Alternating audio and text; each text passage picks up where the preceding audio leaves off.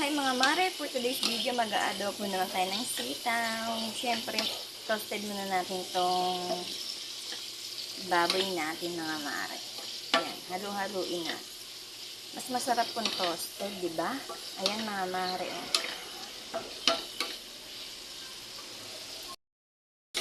Ayan na mga mare. Lagyan naman natin ng paminta. Lagyan natin ng paminta. Yan. Halu-haluin.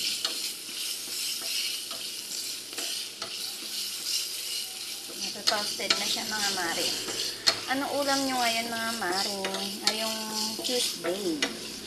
Kami ito. Adobong sitaw. Lagyan na din natin ng pangmalakasan. Yan. Haluin. Saka tayo maglalagay ng bawang at sibuyas pag toasted na tong ating baboy. O, diba mga mare? Ang bango-bango niya, amoy sa labas. Mga mare, toasted na. Ilagay naman natin ang bawang at sibuyas. Yan. Nagmantika siya. My goodness, tumatalsik na siya. Yan. Bawang at sibuyas. Ay, tumatalsik. Mapanakit ko ang niluluto ko. Kasi may taba-taba.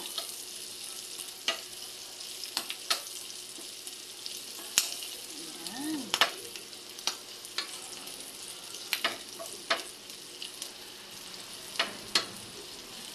Ay! Tumatalsik. Ano ba yan? Narinig nyo naman mga mare. Ayan ang mga mare, pinaghalo ko na kasi tumatalsik. Ayan. Halo-haluin ko lang konti.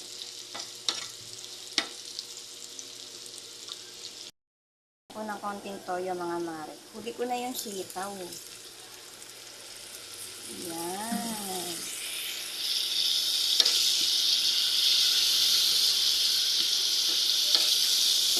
Huli na natin yung sitaw kasi mabilis lang lumambot yun.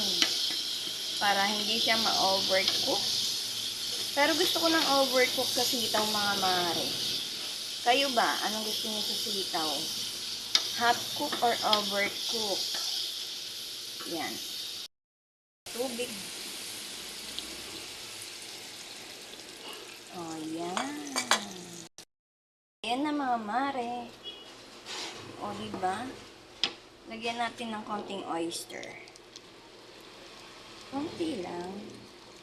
Uy, tama na yan. Yan. Okay na yung lasa niya. Goods na, goods na. Yan, no, diba? Next na natin tong, pangmalakasang sitaw. Konti lang ito mga mare. O. Yan, haluin natin.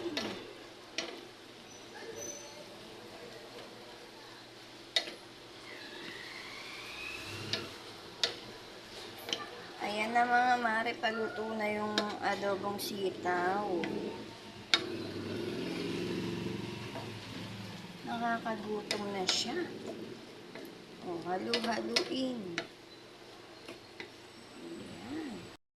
Ayan na siya mga mare, last lagyan natin ng suka. Konting suka. Ayan. Mamaya na nating haluin. O, diba mga mare? Okay na to?